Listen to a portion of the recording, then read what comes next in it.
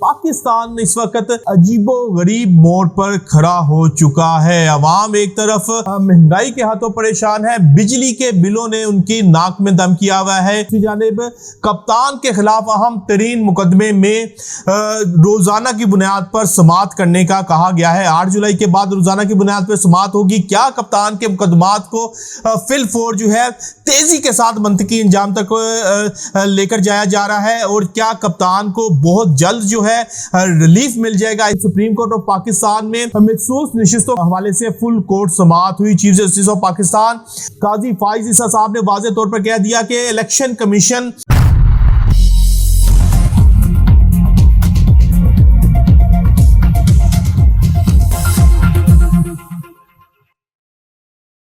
बिस्मिल्लाहिर्रहमानिर्रहीम। अस्सलाम वालेकुम व्यूअर्स, मैं हूं फारूक जौहरी और आप देख रहे हैं फारूक जौहरी ऑफिशियल यूट्यूब चैनल। बहुत अहम तरीन खबरों के साथ आपकी खिदमत में एक मरतबा फिर हाजिर है। पाकिस्तान इस वक्त अजीबो गरीब मोड़ पर खड़ा हो चुका है। अवाम एक तरफ महंगाई के हाथों परेशान है, बिजली के बिलों ने उनकी नाक में दम किया हुआ है और सड़कों पर आने पर अवाम मजबूर हो चुकी है। वहीं पर पाकिस्तान की सियासत भी जो है वो इस वक्त एक अजीब दुराहे पर खड़ी है, जहां अपोजिशन और हुकूमत एक दूसरे के खिलाफ दस्तों गिरबां है और एक दूसरे के खिलाफ जो है भरपूर जो है वो लड़ाई चल रही है। वहीं पर हुकूमती इत्तेहाद में शामिल सियासी जमातें भी एक दूसरे के खिलाफ खड़ी हुई नजर आ रही हैं।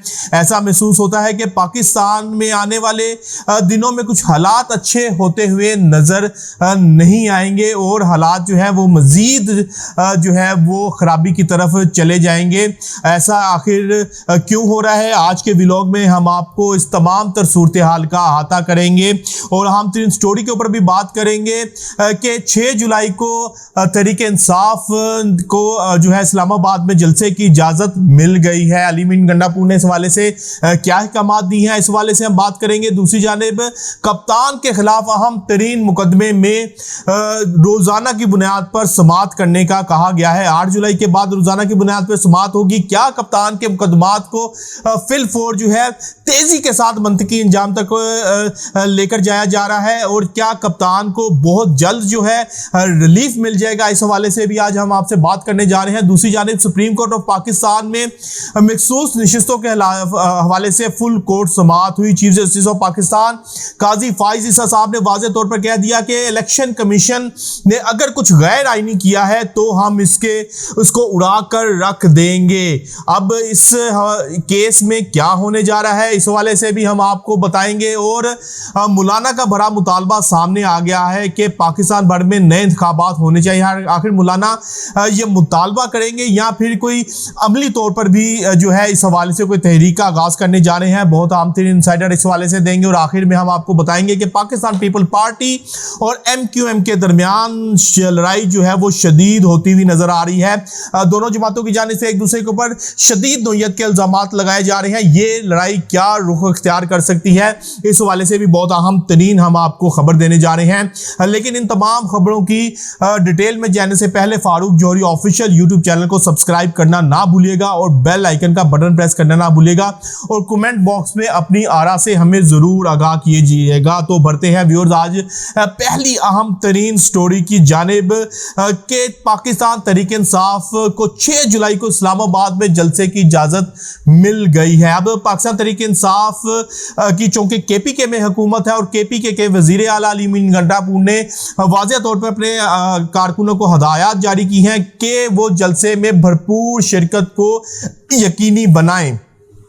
अली मीन गंडापुर साहब ने यह भी कहा है कि वो 6 जुलाई को इस्लामाबाद जलसे में शरीक होंगे और भरपूर तरीके से जो है वो अपनी जो है वो राय का इजहार करेंगे और भरपूर तरीके से तकरीर भी की जाएगी और ये जलसा कामयाब भी किया जाएगा। अब हुकूमत इस हवाले से क्या सोच रही है, क्या इस जलसे को इंतजामिया की मदद से रोका जाएगा या फिर KPK से आने वाले जुलूसों को जो है वो वफाक में दाखिल होने से रोका जाएगा, इस हवाले से भी हुकूमती प्लानिंग जो है वो सामने आना बाकी है। अगले 48 घंटे में तमाम मामलात वाज़ेह हो जाएंगे कि हुकूमत तहरीक इंसाफ को फ्री हैंड देने जा रही है या फिर उनके जलसे की राह में जो है वो हर्डल्स जो है वो रोड़े अटकाए जाएंगे। दूसरी जानिब कप्तान के हवाले से अहम तरीन खबर देंगे कि कप्तान के अहम तरीन मुकदमे में इस्लामाबाद में इंसादत दहशतगर्दी के जज साहब ने वाज़ेह तौर पर कह दिया है कि 8 जुलाई के बाद इस केस की रोजाना की बुनियाद पर समाअत होगी। यानी कि अगर तो कप्तान के खिलाफ जो मुकदमात है बहुत तेजी के साथ जो है वो अपने मंतकी अंजाम तक जा रहे हैं, अब ये रोजाना की बुनियाद पर समाअत होगी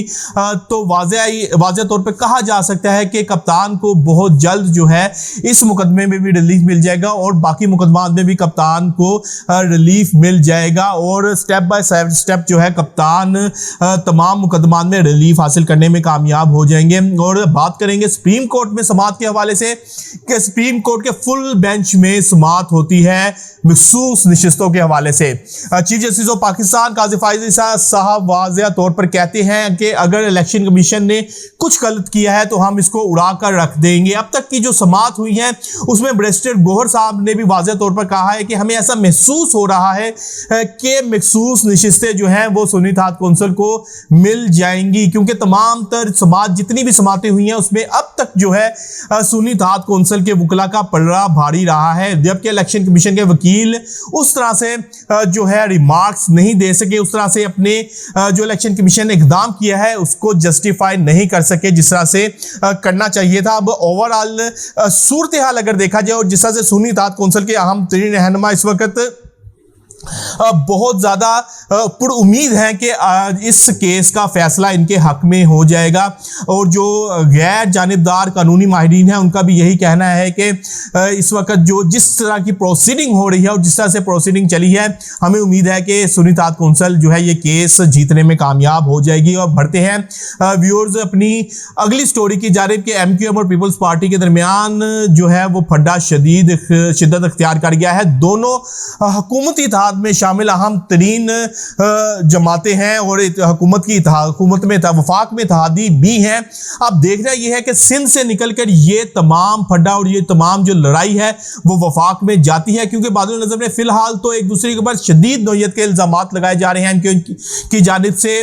पीपल्स पार्टी के ऊपर इल्जामात लगाए जाते हैं जबकि पीपल्स पार्टी के अहम तरीन रहनुमा नासिर हुसैन शाह साहब और शजील मेमन साहब की जानिब से वाज़ेह तौर पर कहा जाता है कि MQM एक कातिल जमात है। माजी में सिर्फ वो मर्डर इसलिए करते थे कि वो अपना स्कोर पूरा कर सके। 100 एक आदमी ने मर्डर किए थे। फिर बल्दिया फैक्ट्री का भी उन्होंने रेफरेंस दिया कि बल्दिया फैक्ट्री में क्या कुछ हुआ वो भी MQM इसकी जिम्मेदार थी। यानी कि एक दूसरे के ऊपर शदीद नौयत के जो है वो इल्जामात लगाए जा रहे हैं।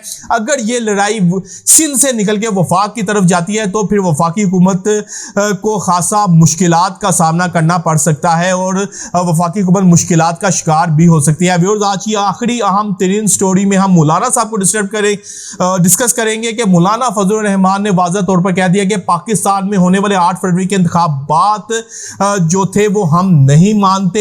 हाँ, और उन्होंने वाज़ेह तौर पर कह दिया है कि हम नए आम इंतखाबात का मुतालबा करते हैं। अब देखना यह है कि मौलाना साहब इन नए जो आम इंतखाबात का मुतालबा किया है वो मुतालबे तक रहते हैं या फिर कोई एहतजाजी तहरीक भी इस हवाले से लॉन्च करते हैं। अगर तो मौलाना ने कोई तहरीक लॉन्च कर दी तो फिर आपको वाज़ेह तौर पर मैं बता दूं कि हुकूमत के लिए मजीद मुश्किलात खड़ी हो जाएंगी। हुकूमत जहां इस वक्त चारों तरफ से मुश्किलात में घिरी हुई है, अवाम का प्रेशर उनके ऊपर है। गुज़िश्ता रोज़ पेट्रोलियम मसनूआत में उन्होंने कीमतों में इजाफा कर दिया। बिजली के बिलों की वजह से अवाम इस वक्त शदीद तरीन परेशान है और आए रोज़ एहतजाज भी देखने में आ रहे हैं। वहां पर अपोजिशन ने हुकूमत को टफ टाइम दिया हुआ है और अगर अब हुकूमत के अंदर से भी जो है वो इत्तेहाद में दरारें पड़ गई तो फिर नून लीग की हुकूमत किस तरफ जाएगी वो तो बिल्कुल आया है, बिल्कुल वाज़ेह है। व्यूज़ कल तक के लिए अपने मेज़बान अपने भाई फारूक जोहरी को इजाज़त दीजिएगा। अल्लाह हाफिज़।